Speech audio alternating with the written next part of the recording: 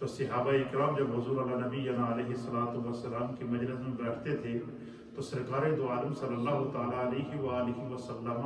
صحابہ اکرام کو قرآن کے ساتھ تعلق کو ہمیشہ جوڑنے کی تعلیم دیتے تھے، اور حضور علیہ السلام یہ تعلیم فرمایا کرتے تھے کہ تم گھروں میں قرآن پڑھا کرو، تم قرآن کی تلاوت کیا کرو، قرآن کی یہ صورت پڑھو گے تو تمہیں یہ اللہ کی طرف سے اس کا بینیفٹ ملے گا، یہ صورت پڑھو گے تو اللہ کی طرف سے یہ اس کا ثواب ملے گا۔ تو نبی اکرم صلی اللہ تعالیٰ علیہ وآلہ وسلم قرآن حکیم فرقان مجید کی تعلیم ارشاد فرمایا کرتے تھے۔ میرے سامنے حدیث پاک ہے، امام بہقی نے شعب الایمان کے اندر اس حدیث کو نقل فرمایا ہے، وعن عبداللہ بن مسعود رضی اللہ تعالیٰ عنہ، حضرت سیدنا عبداللہ بن مسعود رضی اللہ تعالیٰ عنہ اس حدیث کے راوی ہیں۔ قال، آپ فرماتے ہیں کہ قال رسول اللہ صلی اللہ تعالیٰ علیہ وآلہ وسلم، کہ حضور علی نبینا علیہ السلام نے ارشاد فرمایا، من قرأ سورۃ الواقعۃ فی کل لیلۃ لم تصبہ فاقۃ ابدا، وکان ابن مسعود رضی اللہ تعالی عنہ یأمر بناتہ یقرآن فی کل لیلۃ، او کما قال علیہ السلام۔ جس طرح کہ میں نے آپ کی خدمت میں عرض کیا کہ حضور اللہ نبینا علیہ السلام گھروں میں خیر و برکت کے لیے اپنے امتیوں کو قیامت تک کے لیے یہ تعلیم دے گے کہ جب بھی گھر میں بیٹھو تو گھر میں قرآن کی تلاوت ضرور کیا کرو۔ دیکھیں آج کل ہمارے گھروں کے اندر کتنی مشکلات ہیں، اس کی وجہ ہے کہ ہم لوگوں نے گھروں میں قرآن کی تلاوت چھوڑ دی ہے۔ بعض گھروں میں تو اس حد تک ویرانی ہو چکی ہے کہ جب کوئی فوت ہوتا ہے تو پھر ہم الماریوں سے قرآن پاک نکال کے جھاڑتے ہیں ان کے اوپر سے گرد، اور پھر ہمیں ہوش آتا ہے کہ ہمیں قرآن پڑھنا چاہیے۔ تو زندگی میں قرآن سے جس نے تعلق رکھا، اللہ تعالیٰ اس کو زندگی میں بھی عزتیں عطا فرماتا ہے، زندگی میں قرآن کے صدقے اللہ اس کو کسی کا محتاج نہیں کرتا، اور جب بندہ دنیا سے چلا جاتا ہے تو قرآن کی ہوئی اپنی جو تلاوت ہوتی ہے وہ اس کے لیے ذریعہ نجات اور شفاعت بنتی ہے۔ اس سے آپ اس حدیث پاک سے اندازہ لگا سکتے ہیں کہ اللہ کے پیارے حبیب نبی حضرت عبداللہ ابن مسعود بیان کرتے ہیں کہ رسول اللہ صلی اللہ تعالیٰ علیہ وسلم نے ارشاد فرمایا کہ من قرأ سورۃ الواقعۃ، حضور نے فرمایا کہ جس شخص نے سورہ واقعہ تلاوت کی، کون سی سورت؟ سورہ واقعہ جس شخص نے تلاوت کی ہے، فی کل لیلۃ، ہر روز رات کو سونے سے پہلے، یعنی جس شخص نے سورہ واقعہ کو اپنی زندگی، بالخصوص اس میں وہ لوگ جو چاہتے ہیں کہ اللہ ان کو اچھی جاب عطا فرمائے، جو یہ چاہتے ہیں کہ ان کا ہاتھ کبھی تنگ نہ ہو، جو لوگ یہ چاہتے ہیں کہ دنیا میں اللہ اپنے سوا کسی کا محتاج نہ کرے، تو نبی پاک صلی اللہ تعالیٰ علیہ وسلم نے قرآنک وظیفہ بتایا ہے۔ اور وہ قرآنک وظیفہ کیا ہے؟ حضور نے فرمایا کہ من قرأ سورۃ الواقعۃ فی کل لیلۃ، کہ جس شخص نے ہر رات کو سورہ واقعہ کو تلاوت کیا سونے سے پہلے، لم تصبہ فاقۃ ابدا، خداوند قدوس اسے کبھی فاقہ نہیں عطا کرے گا، کبھی زندگی میں وہ محتاج نہیں ہوگا، کبھی زندگی میں وہ بھوکا نہیں مرے گا، کبھی اس کے رزق کے اندر کمی نہیں آئے گی۔ یعنی دیکھیں آج ساری دنیا کا دھندا یہی ہے کہ بندہ اسی چکر میں لگا ہوا ہے کہ رزق کمانا ہے، رزق کمانا ہے، رزق کمانا ہے۔ اللہ کے حبیب علیہ السلام نے فرمایا کہ جو بندہ یہ چاہے کہ اللہ اس کو برکت والا رزق عطا فرمائے، جو بندہ یہ چاہے کہ خداوند قدوس اس کو ہمیشہ غنی رکھے، جو بندہ یہ چاہے کہ اللہ تعالیٰ اسے ہر وقت کسی کا محتاج نہ کرے اور اس کا ہاتھ کبھی تنگ نہ ہو، تو فرمایا کہ ہر روز رات کو سونے سے پہلے سورہ واقعہ تلاوت کیا کرو۔ حضرت عبداللہ ابن مسعود کہتے ہیں کہ جس وقت میں نے سرکار دو عالم صلی اللہ علیہ وسلم کا یہ ارشاد سنا، آپ فرماتے ہیں کہ میں نے کیا کیا کہ میں خود تو میرا تو یہ معمول تھا کہ میں ہر روز رات کو سونے سے پہلے سورہ واقعہ کی تلاوت ضرور کرتا تھا، لیکن آپ فرماتے ہیں کہ میری 2 بیٹیاں تھیں۔ حضرت عبداللہ بن مسعود کہتے ہیں کہ میری 2 بیٹیاں تھیں، تو میں نے اپنی ان 2 بیٹیوں کو یا امرنا بناتی ہی، میں نے اپنی بیٹیوں کو بھی حکم دیا اور ان کو کہا کہ تم سورہ واقعہ یاد کرو، میں نے اپنی بیٹیوں کو سورہ واقعہ پڑھایا، اور میری بیٹیوں کا بھی یہ معمول تھا کہ وہ ہر روز رات کو سونے سے پہلے سورہ واقعہ پڑھا کرتی تھی۔ کیوں؟ آپ فرماتے ہیں کہ میں نے اپنی اولاد کو یہ تعلیم دی ہے تاکہ میری اولاد کو بھی زندگی میں کسی قسم کی محتاجی نہ ہو، کبھی ان کا ہاتھ تنگ نہ ہو، کبھی ان کو فاقہ نہ ہو، کبھی رزق میں کمی نہ آئے، کبھی روزگار میں کمی نہ آئے۔ تو فرمایا کہ جو بندہ یہ چاہتا ہے کہ اس حدیث کا مفہوم یہ ہے کہ جو بندہ یہ چاہتا ہے کہ اس کی جاب اچھی رہے، جو بندہ یہ چاہتا ہے کہ وہ خوشحال زندگی گزارے، جو بندہ یہ چاہتا ہے کہ اس کی زندگی کے اندر کسی قسم کی کوئی پریشانی، کوئی محتاجی، کوئی فاقہ اور کسی قسم کی قحط سالی نہ آئے، تو نبی پاک صلی اللہ علیہ وسلم نے فرمایا کہ بندہ یہ معمول بنا لے کہ وہ رات کو سونے سے پہلے سورہ واقعہ کی تلاوت۔ تو اکثر ہمارے پاس نوجوان آتے ہیں کہ مفتی صاحب آپ دعا کریں، استاد جی آپ دعا کریں اللہ مجھے اچھی جاب دے۔ اکثر ماؤں بہنوں کے فون آتے ہیں کہ ہمارے بچوں کے لیے آپ دعا کریں کہ اللہ ان کو اچھی سیٹنگ کر دے، اچھا کاروبار دے دے، اچھی دعا دے دے۔ تو یہ دعا میرے مصطفیٰ نے سکھائی ہے کہ جو بندہ یہ چاہے کہ اس کا کاروبار اچھا ہو، کوئی بندہ یہ چاہے کہ اس کی جاب اچھی ہو، کوئی یہ چاہے کہ اس کے گھر کے اندر کبھی جو ہے وہ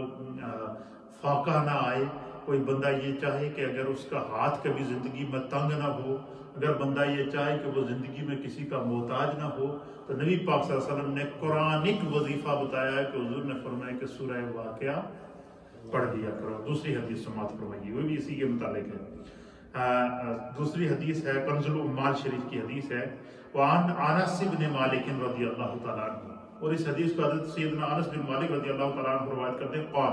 آپ فرماتے ہیں کہ قال رسول اللہ صلی اللہ تعالیٰ علیہ وآلہ وسلم۔ جتنی میری مائیں بہنیں اس وقت مجھے ریڈیو کے ذریعے گھروں پہ سن رہی ہیں یا سوشل میڈیا کے ذریعے مجھے دیکھ رہی ہیں،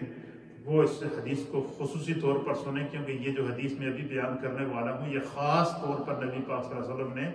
خواتین کے لیے بیان فرمائی ہے۔ اور وہ حضرت انس بن مالک کہتے ہیں، وعن انس بن مالک رضی اللہ تعالیٰ عنہ، حضرت انس بن مالک بیان کرتے ہیں کہ قال رسول اللہ صلی اللہ تعالیٰ علیہ وآلہ وسلم، کہ حضور علی نبینا علیہ السلام نے ارشاد فرمایا، علموا نساءکم سورۃ الواقعات۔ حضور نے فرمایا کہ اپنی عورتوں کو سورہ واقعہ کی تعلیم دو۔ کیا فرمایا؟ اپنی عورتوں کو سورہ واقعہ کی تعلیم دو، فَإِنَّهَا سورۃ الغناء۔ حضور نے فرمایا اس لیے کہ یہ وہ صورت ہے کہ جو بندے کو غنی بناتی ہے، امیر بناتی ہے۔ آپ نے اچھا یہ بات کیوں حضور نے فرمائی کہ اپنی عورتیں، اس میں اس حدیث کو جب میں نے پڑھا نا تو میں نے اس پر غور کیا کہ حضور علیہ السلام نے اس حدیث کو عورتوں کے ساتھ خاص کیوں کیا کہ اپنی عورتوں کو سورہ واقعہ کی تعلیم دو۔ کیوں کہ فَإِنَّهَا سورۃ الغناء، یہ قرآن کریم کی وہ صورت ہے کہ جو بندہ اس کو پڑھتا ہے اللہ اس کو غنی کر دیتا ہے۔ غنی کا مطلب مالدار بنا دیتا ہے، اللہ اس کی دولت میں اضافہ کر دیتا ہے، اللہ اس کی عزت میں اضافہ کر دیتا ہے، خدا اس کے رزق میں اضافہ کر دیتا ہے۔ تو میں نے اس پر غور کیا کہ اس حدیث میں کیا حکمت ہو سکتی ہے کہ نبی پاک صلی اللہ تعالیٰ علیہ وآلہ وسلم نے خاص طور پر اس حدیث میں بریکٹ کیا ہے کہ علموا نساءکم، کہ اپنی عورتوں کو تعلیم دو سورۃ الواقعات، سورہ واقعہ کی، کہ حضور علیہ السلام نے عورتوں کے ساتھ سورہ واقعہ کی تعلیم کو خاص کیوں کیا۔ تو اس پر میں نے جب غور و فکر کیا، اللہ تعالیٰ نے میرے دل میں ڈالا کہ دیکھیں گھر میں جب بندہ ہوتا ہے تو سب سے زیادہ جو گھر کی طرف سے ڈیمانڈ ہوتی ہے، مطالبات ہوتے ہیں، آج سودا لانا ہے، آج فلاں چیز لانی ہے، آج کپڑے لینے ہیں، آج زیورات لینے ہیں، آج بچوں کی شاپنگ کرنی ہے، آج اپنی شاپنگ کرنی ہے، آج گھر کی چیزیں لینی ہیں۔ اچھا جتنی بھی خریداری کی چیزیں ہوتی ہیں اس کا مطالبہ عورتیں ہی کرتی ہیں نا،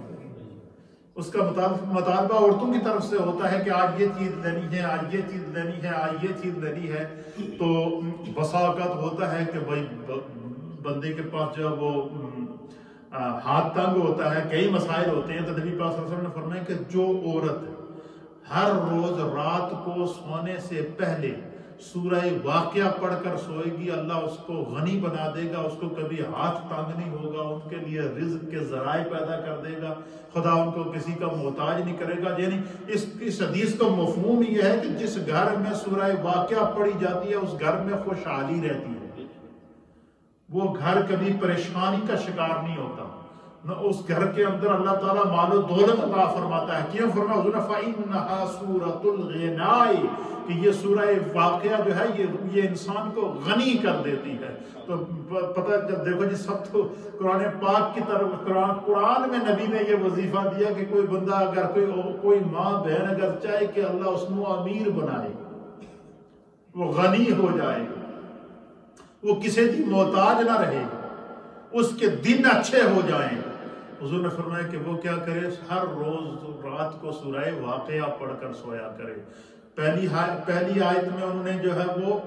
نبی پاک صلی اللہ علیہ وسلم حضرت عبداللہ ابن مسعود بیان کرتے ہیں کہ حضور نے فرمایا کہ سورہ واقعہ پڑھ کے سویا کرو۔ اب دیکھیے اس حدیث میں جو ہے وہ حضرت عبداللہ ابن مسعود رضی اللہ تعالیٰ عنہ بیان کرتے ہیں کہ میں نے اپنی لڑکیوں کو کیا کیا،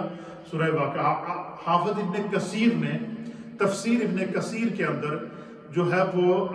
بیان کیا ہے کہ جب حضرت عبداللہ ابن مسعود رضی اللہ تعالیٰ عنہ مرض الموت میں مبتلا ہوئے، بیمار ہوئے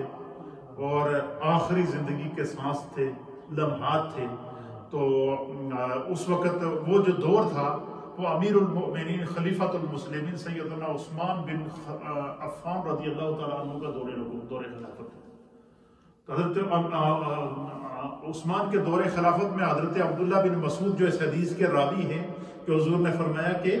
جو ہے وہ رات کو سورہ واقعہ پڑھ کر سویا کرو، اور یہ فقر کو دور کرتی ہے، فاقہ کو دور کرتی ہے، یہ آدمی کو غنی کر دیتی ہے، انسان کو دنیا میں کسی کا محتاج نہیں بناتی۔ تو حضرت عبداللہ بن مسعود رضی اللہ تعالیٰ عنہ کہتے ہیں کہ میں ان کو وہ جب بیمار ہو گئے تو موت کا وقت قریب آ گیا، سخت تکلیف میں تھے، تو حضرت عبداللہ بن مسعود کی عیادت کے لیے امیر المؤمنین خلیفۃ المسلمین حضرت سیدنا عثمان غنی رضی اللہ تعالیٰ عنہ تشریف لائے۔ اور حضرت عثمان غنی چونکہ خلیفۃ المسلمین تھے اور حضرت عبداللہ بن مسعود تو وہ صحابی رسول تھے کہ جو نبی پاک صلی اللہ علیہ وسلم کی بارگاہ کے مفسر قرآن تھے، نبی پاک کی بارگاہ کے مفسر تھے، اور حضور نبی علیہ السلام نے ان کو دعا دی تھی قرآن کے علم کی۔ تو جب وہ بیمار ہوئے بالکل مرض موت میں تھے، اس وقت خلیفۃ المسلمین حضرت عثمان بن عفان رضی اللہ تعالیٰ عنہ کی عیادت کے لیے آئے۔ حضرت عثمان غنی رضی اللہ تعالیٰ عنہ جب ان کے سرانے کھڑے ہوئے تو آپ نے ان سے فرمایا ما تشتکی، آپ کو کیا تکلیف ہے؟ حضرت عثمان نے ان سے کیا، حضرت عبداللہ بن مسعود سے سوال کیا کہ آپ کو کیا تکلیف ہے؟ دیکھیں جو اللہ والے ہوتے ہیں، جو اولیاء اللہ ہوتے ہیں، جو میرے نبی کی آغوش میں کے پروردہ ہیں، جن صحابہ نے نبی پاک کی بارگاہ میں تربیت پائی ہے، تو وہ کبھی اپنی تکلیف کو ظاہر نہیں کرتے تھے اور اپنی تکلیف پر حرف شکوہ نہیں لاتے تھے۔ کہتے ہیں کہ حضرت عبداللہ بن مسعود شدید تکلیف کے اندر مرض موت میں مبتلا ہے، قریب المرگ ہیں، اور اتنی تکلیف ہے کہ ہر ایک کو ان کی تکلیف نظر آ رہی ہے۔ تو حضرت عثمان غنی ان کا جو امیر المؤمنین تھے، خلیفۃ المسلمین تھے، جب ان کی عیادت کے لیے آئے تو آپ نے فرمایا ما تشتکی، اے عبداللہ ابن مسعود آپ کو کیا تکلیف ہے؟ تو حضرت عبداللہ ابن مسعود نے جواب میں یہ نہیں کہا کہ میرے جسم درد کر رہا ہے، یہ نہیں کہا میرا سر درد کر رہا ہے، یہ نہیں کہا میرا دل بند ہو رہا ہے، یہ نہیں کہا کہ میرا جو ہے وہ بلڈ پریشر ہائی ہے، یہ نہیں کہا کہ میری شوگر ہائی ہے، یہ نہیں کہا کہ میں معذور ہو گیا ہوں، یہ نہیں کہا کہ مجھے جسم میں فلاں تکلیف ہے۔ اللہ اکبر، انہوں نے جو جواب دیا نا وہ تاریخ انسانیت نے اس کو لکھا ہے۔ حضرت عثمان نے حضرت عبداللہ بن مسعود سے جب کہا نا ما تشتکی، آپ کو کیا تکلیف ہے جو آپ اس حال میں کہ آپ اس وقت مرض موت میں جا رہے ہیں، تو حضرت عبداللہ بن مسعود نے جواب دیا ذنوبی، مجھے تکلیف صرف اپنے گناہوں کی ہے، مجھے اپنے گناہ یاد آ رہے ہیں کہ نہ جانے یہ گناہ ان کی معافی ملے گی یا کہ نہیں، کیا پتہ ان گناہوں کی وجہ سے مجھے جہنم میں نہ ڈال دیا جائے، ان گناہوں کی وجہ سے مجھے جو ہے وہ میری بخشش نہ ہو سکے۔ تو مجھے اس وقت اپنے جسم کی بیماری کی تکلیف نہیں، سر کی تکلیف نہیں، ہاتھوں کی تکلیف یاد نہیں، دل کی تکلیف یاد نہیں، جسم کی تکلیف یاد نہیں۔ اس وقت مجھے جو تکلیف ہے وہ صرف یہ ہے کہ اللہ میرے گناہوں کو معاف کر دے، خدا میرے گناہوں کو معاف کر دے، مجھے اپنے گناہ یاد آ رہے ہیں۔ یہی بات اس وقت مجھے جو ہے وہ پریشان کر رہی ہے۔ تو حضرت عثمان غنی نے ان کو دعا دی کہ اللہ تعالیٰ آپ کے گناہوں کو معاف کرے۔ کہتے ہیں کہ پھر حضرت عثمان غنی نے ان سے دوسرا سوال کیا، وہ فرمایا کہ ما تشتہی، اچھا آپ اس وقت مرض موت میں مبتلا ہیں اور تکلیف میں ہیں، تو ما تشتہی آپ کی کوئی دل کی خواہش ہے اس وقت؟ اگر آپ کے دل کی کوئی خواہش ہے تو میں امیر المؤمنین ہوں، خلیفۃ المسلمین ہوں، رسول اللہ کا نائب ہوں، میں اس وقت آپ کے گھر پر آیا ہوں، اور آپ کے دل کی کوئی بھی خواہش ہو تو آپ اس ٹائم میرے سامنے اس کو عرض کر دیں، اور انشاءاللہ میں آپ کی اس خواہش کو مسلمانوں کا حاکم ہونے کی حیثیت سے پورا کروں گا، خلیفۃ المسلمین ہونے کی حیثیت سے آپ کی خواہش کو پورا کروں گا۔ تو حضرت عبداللہ ابن مسعود رضی اللہ تعالیٰ عنہ، مجھے بتائیں کہ ہم میں سے کوئی ہوتا تو ملک کا سربراہ اگر اسے کہے کہ کوئی دل کی خواہش ہو تو بتا تو اسی اپنے مطالبات رکھ دیں، اساں اے کم چاہیے، ساڑی اے روڈ چاہیے، ساڑی اے چاہیے، اسے مطالبات رکھ دیں۔ لیکن حضرت عبداللہ بن مسعود سے جب عثمان غنی رضی اللہ تعالیٰ عنہ سوال کر رہے ہیں، پہلا سوال کیا کہ ما تشتکی، آپ کو کیا تکلیف ہے؟ تو آپ نے جواب دیا ذنوبی، مجھے صرف اپنے گناہ یاد آ رہے ہیں، گناہوں کی تکلیف ہے، اللہ میرے گناہوں کو معاف کر دے۔ اور دوسرا سوال کیا کہ ما تشتہی، اس مرض موت میں آپ کی خواہش کیا ہے؟ حضرت عبداللہ بن مسعود نے عرض کیا کہ رحمت ربی، اس وقت میں یہی چاہتا ہوں کہ مجھے میرے رب کی رحمت نصیب ہو جائے، رب کا کرم نصیب ہو جائے، رب کا فضل نصیب ہو جائے، رب کی عطا نصیب ہو جائے، اللہ کی رحمت کا متلاشی ہوں، اللہ کی رحمت کا محتاج ہوں، اس وقت مجھے اپنے رب کی جو ہے وہ رحمت۔ پھر حضرت عثمان غنی نے ان سے عرض کیا کہ آپ کو بہت زیادہ تکلیف ہے، اگر آپ حکم کریں تو میں آپ کے علاج کے لیے طبیب بھیج دوں۔ اس دور میں طبیب حکیم کو کہتے تھے، آج کل جیسے ڈاکٹر ہوتے ہیں۔ آپ نے فرمایا کہ آپ کو بہت زیادہ تکلیف ہے، تو اگر کیا میں آپ کے لیے کوئی طبیب بھیج دوں؟ تو حضرت عبداللہ بن مسعود نے کہا اس طبیب مطلق نے تو مجھے بیمار کیا ہے، طبیبوں کے طبیب نے تو مجھے بیمار کیا ہے، اس طبیب کی موجودگی میں مجھے اب طبیب کی کیا ضرورت ہے، کیونکہ مجھے معلوم ہے کہ میں نے اب بچنا نہیں ہے۔ تو آپ نے فرمایا طبیب نے تو مجھے بیمار کیا ہے۔ حضرت عبداللہ بن مسعود رضی اللہ تعالیٰ عنہ کی کیا یہ جواب سنا، اور پھر حضرت عثمان غنی رضی اللہ تعالیٰ عنہ نے ان سے عرض کیا کہ ایسا کرتا ہوں کہ میں کچھ رقم آپ کو بھیج دیتا ہوں، اور چونکہ آپ اس وقت بیماری کی حالت میں ہیں، گھر کے اندر ہیں اور بیماری کے ایام گزار رہے ہیں، تو میں کچھ رقم بھیج دیتا ہوں،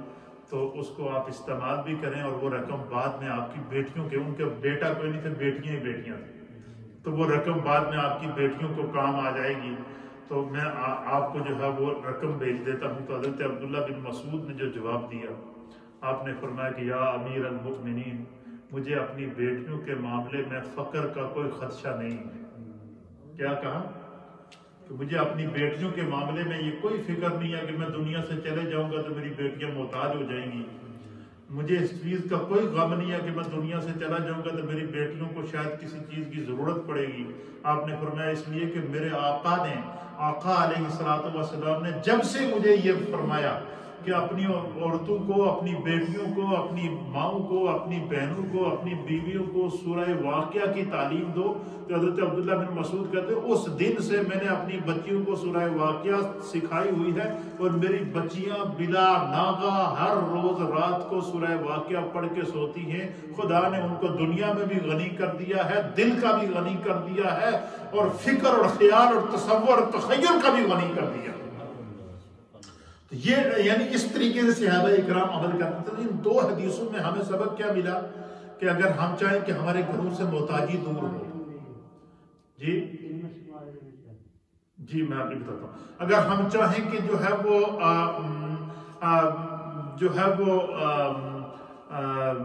گھروں سے محتاجی ختم ہو. اگر ہم چاہیں کہ گھروں کے اندر سے جو ہے وہ ہر طرح کی جو تکلیف کو دور ہو جائے تو پھر کیا کریں کہ ہمیں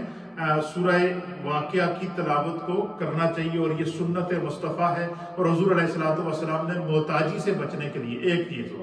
دوسرا, نبی اکرم صلی اللہ تعالیٰ علیہ وآلہ وسلم نے باقاعدہ یہ تعلیم ارشاد فرمائی ہے کہ جو ہے وہ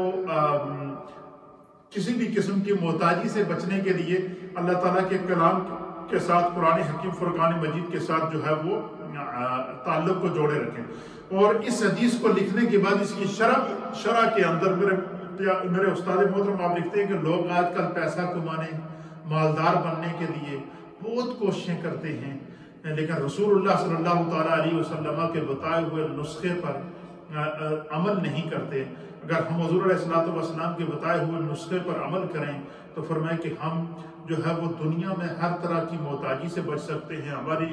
جاب کے اندر اللہ تعالیٰ برکت پیدا کر سکتا ہے, ہماری اولاد کے اندر اللہ تعالیٰ برکت پیدا کر سکتا ہے. پھر اسی طریقے سے نبی اکرم صلی اللہ تعالیٰ علیہ وآلہ وسلم نے ارشاد فرمایا کہ پھر دوسرے مقام پر حضور علیہ السلام نے تعلیم دی. حضور نے فرمایا کہ قرآن کریم فرقان مجید کی جو سورت ہے سورۃ الفاتحہ, یہ ہم روز نماز کے اندر پڑھتے ہیں سورہ فاتحہ کو. اب اس کی برکت کے لیے حضور علیہ السلام نے فرمایا کہ یہ ام القرآن ہے, یہ قرآن کی بنیاد ہے سورہ فاتحہ. پھر حضور نے فرمایا کہ یہ سورۃ الشفاء ہے, جو بیمار ہو اور وہ سورہ فاتحہ پڑھ لے خدا اس کو شفا عطا فرمائے گا. اور اگر اس کا مرض دائمی ہے تو وہ سورہ فاتحہ پڑھتا رہے, اس کا مرض اسے کبھی نقصان نہیں پہنچا سکے, وہ اس مرض میں مرے گا نہیں, کیونکہ وہ سورہ فاتحہ کا وظیفہ سورہ فاتحہ دیکھیں ہم ڈیلی پڑھتے ہیں. تو حضور نبی علیہ السلام نے سورہ فاتحہ کی عظمت کو بیان فرمایا. حدیث میں فرمایا سورہ فاتحہ جیسی کوئی سورت نہ توریت میں اللہ نے نازل کی ہے نہ انجیل میں اللہ نے نازل کی ہے. نبی پاک صلی اللہ علیہ وسلم نے کیا فرمایا کہ سورہ فاتحہ جیسی سورت ہے نہ اللہ تعالیٰ نے توریت میں نازل کی ہے نہ انجیل کے اندر نازل کی ہے. اور سورہ فاتحہ کا ورد رکھنا حضور نے فرمایا کہ دنیا اور آخرت کی بھلائیوں سے اللہ تعالیٰ نوازتا ہے, کہ جو بندہ چاہے کہ اسے دنیا اور آخرت میں بھلائی ملے, دنیا اور آخرت میں خیر ملے, دنیا اور آخرت کے اندر عزت ملے, تو فرمایا کہ وہ سورہ فاتحہ شریف کی تلاوت کیا کرے. ایک اور حدیث کے اندر نبی اکرم صلی اللہ تعالیٰ علیہ وسلم نے ارشاد فرمایا کہ سورہ فاتحہ میں ہر مرض کی اللہ نے شفا رکھی. سورہ فاتحہ میں اللہ تعالیٰ نے کیا کیا ہے, ہر مرض کی اللہ نے سورہ فاتحہ کے اندر شفا رکھی ہے. اور پھر حضور نبی علیہ السلام نے سورہ فاتحہ کے 10 نام ذکر کیے, اور ہر نام کی فرمایا کہ ہر نام کا جو معنی ہے اس کی برکت اللہ تعالیٰ جو وہ عطا فرماتا ہے. تو سورہ فاتحہ شریف کو پڑھنے کی تعلیم ارشاد فرمائی. پھر ایک حدیث کے اندر حضرت عطا بن رباح رضی اللہ, یعنی میں یہ آج کے درس کا مقصد یہ ہے کہ حضور نبی علیہ السلام کی صحبت میں جب صحابہ آتے تو حضور ان کو یہ تعلیم دیتے تھے کہ وہ گھر میں قرآن کی تلاوت کریں کسی نہ کسی بہانے کے ساتھ. مثلا مرض یاد آ جائے تو آپ سورہ فاتحہ شریف تلاوت کریں, آپ کو اپنے گھر کی کمزوری یاد آ جائے, فقر یاد آ جائے, کوئی مجبوری یاد آ جائے, کوئی ہاتھ تنگ ہو گیا ہے تو کہیں کہ چلے اللہ تعالیٰ سے ہم جب غنی ہونے کا وظیفہ جو اللہ کے حبیب نے دیا, ہم سورہ واقعہ کو تلاوت کرتے ہیں. پھر اسی طریقے سے فرمایا کہ نبی اکرم صلی اللہ تعالیٰ علیہ عطا بن رباح رضی اللہ تعالیٰ عنہ فرماتے ہیں کہ مجھے یہ حدیث پہنچی ہے کہ رسول اللہ صلی اللہ تعالیٰ علیہ وسلم نے فرمایا کہ جس نے دن کے اول حصہ میں یعنی صبح کے وقت فجر کے وقت سورہ یاسین شریف کی تلاوت کی, جس نے دن شروع ہونے سے پہلے سورہ یاسین شریف کی تلاوت کی, فرمایا اللہ تعالیٰ اس کو اس دن میں کسی کا محتاج نہیں کرے گا, اس دن کی ساری حاجتیں اللہ اس کی پوری کرے گا. فرمایا کہ جس نے رات شروع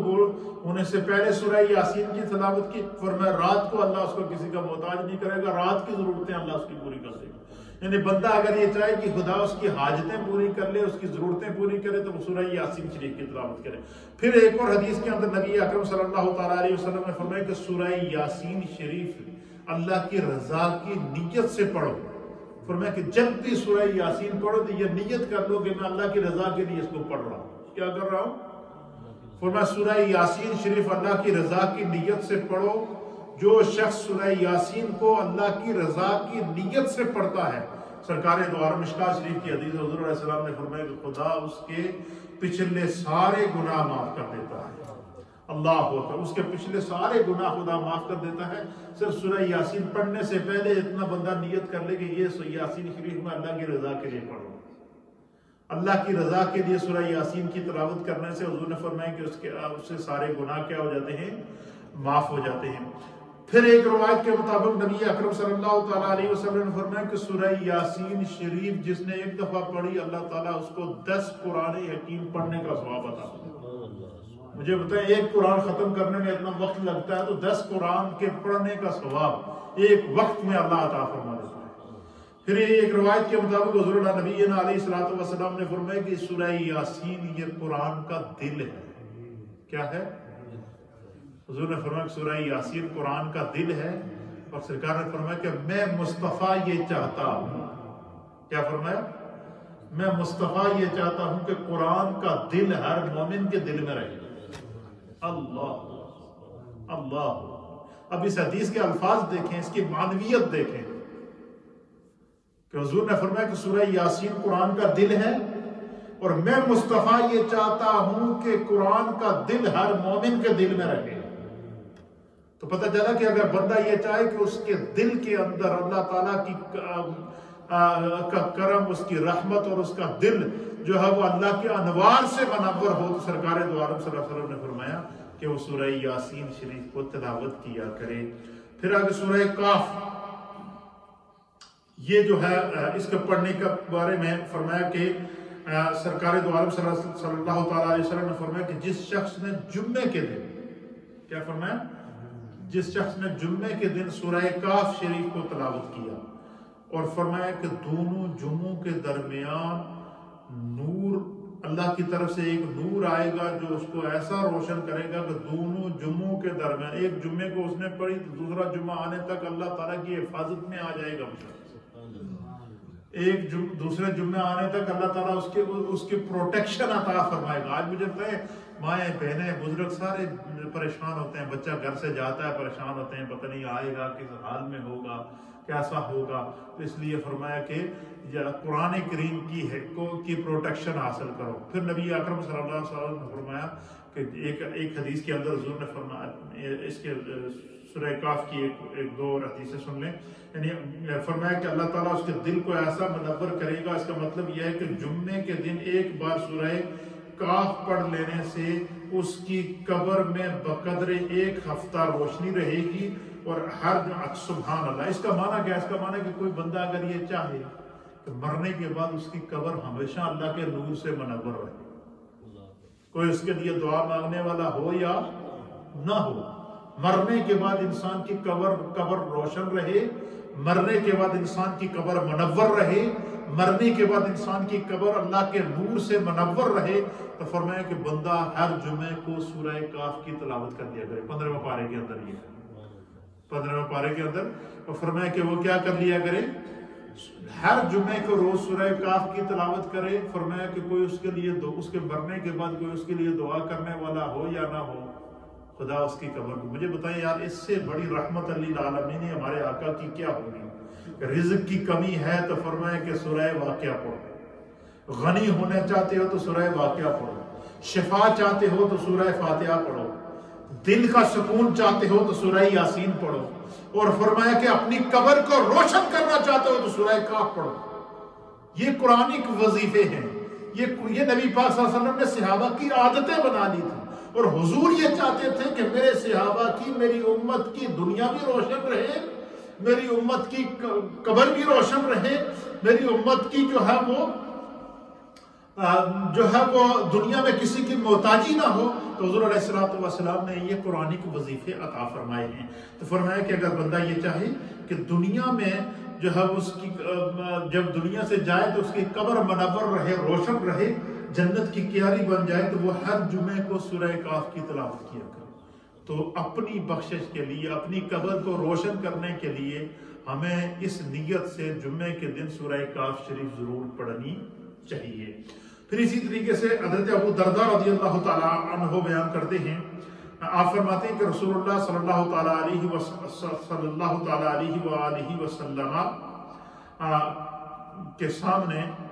حضور علیہ الصلوۃ والسلام نے ارشاد فرمایا کہ جس نے سورہ کاف کے اول کی 3 آیات پڑھ لی، یعنی شروع کی 3 آیات اس نے پڑھ لی، تو فرمایا کہ وہ فتنہ دجال سے محفوظ رہے. یعنی قیامت کے قریب جب دجال کا فتنہ آئے گا تو ہر طرف تباہی ہوگی، ہر طرف رسوائی ہوگی، ہر طرف ظلم اور ستم کا بازار گرم ہوگا. تو حضور نے فرمایا کہ اگر بندہ یہ چاہے کہ وہ قرب قیامت میں فتنہ دجال سے محفوظ رہے تو وہ جمعے کے دن سورہ کاف کی تلاوت کیا کرے. اسی طریقے سے نبی اکرم صلی اللہ تعالیٰ علیہ وسلم نے فرمایا، حضرت ابو ہریرہ رضی اللہ تعالیٰ عنہ بیان کرتے ہیں کہ رسول اللہ صلی اللہ تعالیٰ علیہ وسلم نے فرمایا کہ قرآن شریف میں ایک سورت ہے جس کی 30 آیات ہیں، اور اس نے ایک شخص کی یہاں تک سفارش کی کہ وہ بخش دیا گیا، اور فرمایا کہ وہ سورت سورہ تبارک الذی بیدہ الملک، سورہ ملک 29 پارے کی پہلی سورت ہے. اس سورت کے بارے میں نبی پاک صلی اللہ علیہ وسلم نے فرمایا کہ اگر کوئی یہ چاہے کہ وہ عذاب قبر سے محفوظ رہے. ایک حدیث کے مطابق حضور نے فرمایا کہ جب گناہگار بندہ فوت ہوتا ہے اور جب اس کے لواحقین اس کو دفن کر کے اس کی قبر پر تختے ڈال کے مٹی ڈال کے چلے جاتے ہیں تو فرمایا کہ قبر جو ہے وہ بندے کو قبر آپس میں مل جاتی ہے، اور گناہگار بندے کی ایک طرف کی پسلیاں دوسری پسلیوں میں گھس جاتی ہیں اور اس کو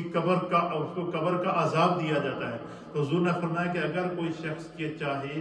کہ وہ عذاب قبر سے محفوظ رہے تو فرمایا کہ ہر روز رات کو سونے سے پہلے سورہ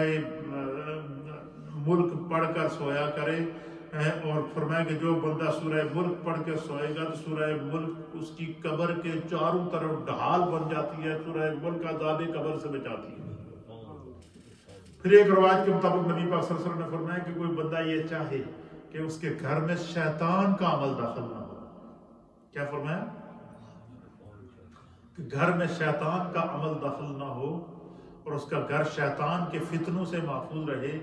اور جس گھر میں جھگڑے ہوتے ہیں یقیناً وہاں شیطان کا عمل داخل ہوتا ہے. حضور نے فرمایا کہ اگر چاہو کہ تمہارا گھر شیطان کے فتنے سے محفوظ رہے اور گھر کے اندر شیطان داخل نہ ہو سکے، سرکار نے فرمایا گھر میں سورہ بقرہ پڑھا. فرمایا جس گھر میں سورہ بقرہ پڑھی جاتی ہے وہاں شیطان داخل نہیں ہوتا، اور جس گھر میں شیطان داخل نہ ہو وہاں پر نہ جھگڑے ہوتے ہیں، نہ فساد ہوتے ہیں، نہ فتنے ہوتے ہیں، نہ تباہیاں ہوتی ہیں، نہ بربادیاں ہوتی ہیں. حضرت جابر بیان کرتے ہیں کہ نبی اکرم صلی اللہ تعالیٰ علیہ وسلم رات کو اس وقت تک نہیں سوتے تھے جب تک کہ الف لام میم تنزیل اور سورہ تبارک الذی بیدہ الملک نہ پڑھ لیتے. یہ الف لام میم تنزیل یہ جو ہے یہ 21ویں پارے کی ہے، جسے الف لام میم سجدہ بھی کہتے ہیں، سورہ سجدہ بھی کہتے ہیں. اور اسی طریقے سے یہ سورہ لقمان اور سورہ احزاب کے درمیان یہ صورت ہے. فرمایا کہ حضور نے فرمایا کہ یہ 2 صورتیں جو بندہ پڑھ لے گا، فرمایا کہ اللہ تعالیٰ اسے کیا کر دے گا؟ عذاب قبر سے محفوظ رکھے گا. اسی طریقے سے قرآن کریم کے بہت سارے وظائف ہیں جو حضور علیہ الصلوۃ والسلام نے فرمائے ہیں. انشاءاللہ اسی بیان کو ہم آگے کنٹینیو رکھیں گے، کیونکہ قرآن سے ہمارا تعلق ختم ہو رہا ہے. جب قرآن سے تعلق ختم ہو رہا ہے تو گھروں میں بے برکتیاں پڑی ہوئی ہیں، گھروں کے اندر مشکلات ہیں، مائیں بہنیں بچیوں کے لیے پریشان ہیں. تو یہ قرآنی کے وظیفے ہیں، قرآن سے تعلق ہے. اسی لیے نبی پاک صلی اللہ علیہ وسلم نے جب آپ کا وصال ہوا تو وصال سے پہلے حضور علیہ السلام نے فرمایا کہ اپنی آل اور قرآن کو نہ چھوڑنا، میری آل اور قرآن کو کبھی نہ چھوڑنا. فرمایا جو قرآن سے وابستہ رہے گا خداوند قدوس اس کی مشکلات کو دور کرے گا. آج جن صورتوں کے بارے میں ہم نے سیکھا ہے ان میں پہلے سورہ کاف کے بارے میں تھا، اور سورہ کاف کے بارے میں حضور نے کیا فرمایا کہ اگر بندہ چاہے کہ میں غنی ہو جاؤں، میں کسی کا محتاج نہ ہوں، مالدار بن جاؤں اور گھروں کے اندر کسی کی محتاجی نہ رہے تو سورہ کاف کو پڑھا کرے. بندہ چاہے کہ میں عذاب قبر سے محفوظ رہوں تو وہ سورہ ملک کی تلاوت کرے. بندہ چاہے کہ اس کا دل اللہ تعالیٰ دل کا سکون اس کو عطا فرمائے تو سورہ یاسین کی تلاوت کرے. بندہ چاہے کہ اللہ تعالیٰ اسے ہر طرح کی بیماری سے محفوظ رکھے، نقصان سے محفوظ رکھے تو سورہ فاتحہ کی تلاوت کرے. تو اسی لیے ڈاکٹر علامہ محمد اقبال نے کہا تھا کہ وہ معزز تھے زمانے میں مسلمان ہو کر، وہ معزز تھے زمانے میں مسلمان ہو کر، ہم خوار ہوئے تارک کے قرآن ہو کر، یعنی کہ جو امت اس وقت مشکل کے اندر ہے، مصائب میں ہے، دکھوں میں ہے، تکالیف میں ہے، جہاں اس کی اور وجوہات ہیں، وہاں ڈاکٹر علامہ اقبال کہتے ہیں کہ امت کا قرآن سے تعلق ختم ہو گیا ہے، لوگوں نے قرآن پڑھنا چھوڑ دیا ہے، گھروں میں قرآن کی تلاوت نہیں ہو رہی ہے۔ اس لیے جو میری مائیں بہنیں آج کا درس سن رہی ہیں، جو بزرگ سن رہے ہیں گھروں کے اندر، یہ گھر میں معمول بنائیں، صبح کے وقت خود بھی تلاوت کریں، بچوں کو بھی تلاوت کروائیں، چاہے ایک رکوع ہی گھر میں تلاوت ہو، گھر میں قرآن کی تلاوت کی برکات پیدا کریں۔ جس گھر میں قرآن کی تلاوت ہوتی ہے وہاں محتاجی نہیں آتی، جس گھر میں قرآن کی تلاوت ہوتی ہے وہاں اللہ اس گھر کو غنی کر دیتا ہے، جس گھر میں قرآن کی تلاوت ہوتی ہے وہاں بیماریاں نہیں آتی، جس گھر میں قرآن کی تلاوت ہوتی ہے وہاں شیطان نہیں آتا، جس گھر میں قرآن کی تلاوت ہوتی ہے وہاں فقر اور فاقہ نہیں آتا، جس گھر میں قرآن کی تلاوت ہوتی ہے اللہ تعالیٰ اس گھر کو بقائے نور بنا دیتا ہے، جس گھر میں قرآن کی تلاوت ہوتی ہے وہ گھر بھی آباد ہوتا ہے، اور وہ گھر والا جب دنیا سے جاتا ہے تو اس کی قبر بھی آباد ہوتی ہے۔ اس سے بڑا اور کیا دنیا میں خزانہ چاہیے ہمیں؟